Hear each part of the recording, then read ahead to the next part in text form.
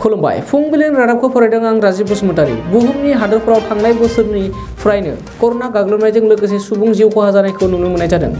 करोनानि गाग्लोबनाया जोंनि भारत हादरावबो खम नङा। करोनानि गाग्लोबनायजों गोबां नोगोरफोरजों लोगोसे गामि ओनसोलनि सुबुंफोरनिबो जिउ खहा जानायखौ जोंनि भारत हादरावबो नुनो मोननाय जादों। जायनि थाखाय सुबुंफोरनि गेजेराव सेनिटाइजार मास्क बाहायनायजों लोगोसे समाजारि जानथाय बायदिखौ फालिनो खावलायनायखौ नुनो मोननाय जाबोदों।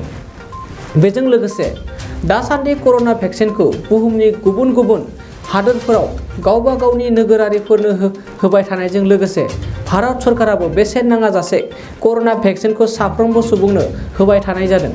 मख'जाथावदि करोनाखौ हादोरावनो गैया खालामनो थाखाय दासान्दि गुबुन गुबुन हादरसाफोरजों लोगोसे आसामावबो आशा नार्स डक्टर मन्त्रि एमएलए बिथांमोनाबो सोहोरजों ओनसोलजों लोगोसे गामि गामि ओनसोलफोरावबो न'खर न'खर थांनानै साफ्रोमबो सुबुंखौनो करोनानि भेक्सिन होबाय थानायखौ नुनो मोननाय जादों। नाथाय दुखु गोनां बाथ्राया बेसोदि खायसे गोबां सुबुंफोरा खायसे गोथे फोथायनाय आरो सैथो गैयै बाथ्राफोरखौ लानानै करोनानि भेक्सिनखौ लायैखौबो नुनो मोननाय जादों। दानिया फैदो माखासे गामि ओनसोलनि सुबुंफोरा करोना भेक्सिननि सायाव फोथायनाय गैयैखौ मा फोरमायो खोनासंना लादिनि। मसलपुरनिफ्राय दिबजराम गयारिनि खौरां। मा जाहोननि थाखाय लायाखै? मा जाहोननि माने आंनाव जेबो कर'नानि आंनाव माबा गैया, मा होनो आंहा सन्देह गैया। सरकारा दिनै फ्रियावनो करोनानि भेक्सिन होबाय थादों, बेखौ नोंथाङा मिथिया नामा?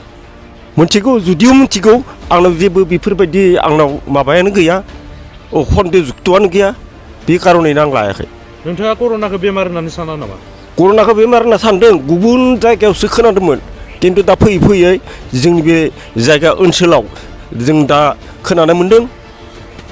नोंथांमोननि ओनसोलाव करोना बेरामाव गोग्लैनाय सुबुंफोर मोनदों नामा? बेबायदिखौ खोनानो मोनाखै आं।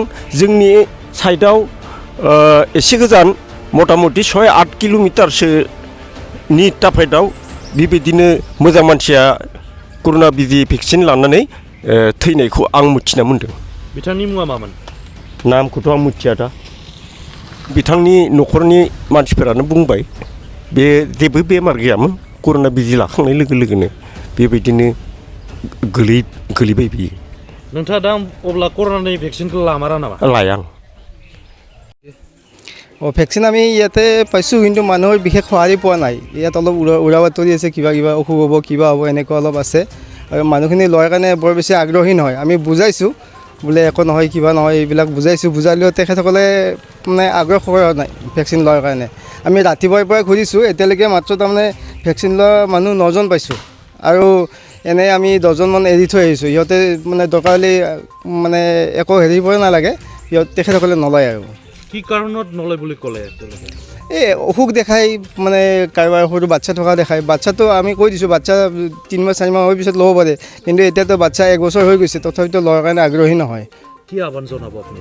আমিতো কওঁ সকলোৱে বোলে উৰা বাতৰিবিলাক বাদ দিয়ক, আপোনালোকে যিবিলাক ইয়াত উৰা বাতৰি ওলাইছে সেইবিলাক বাদ দিয়ক, সকলোৱে ভেকচিন লওক, চৰকাৰক সহযোগ কৰক, আমাকো সহযোগ কৰক। আমিও এই দিন ৰাতি এনেকৈ কষ্ট কৰি আছোঁ, নোখোৱা নোবোৱাকৈ আজি 8 দিন হ'লে এনেকৈ আমি মানে গাঁও দি আছোঁ, ৰাতিপুৱাৰ পৰা ৰাতিলৈকে। ৰাতি আমাৰ 7টা বাজি যায়, তথাপিও আমি মানে লাইট জ্বলাই হ'লেও ভেকচিন দি আছোঁ। আমি য'ত সঁহাৰি পাইছোঁ তাত আমি ৰাতিলৈকে কাম কৰিছোঁ, আমাৰ ভাল লাগে তেতিয়াহ'লে।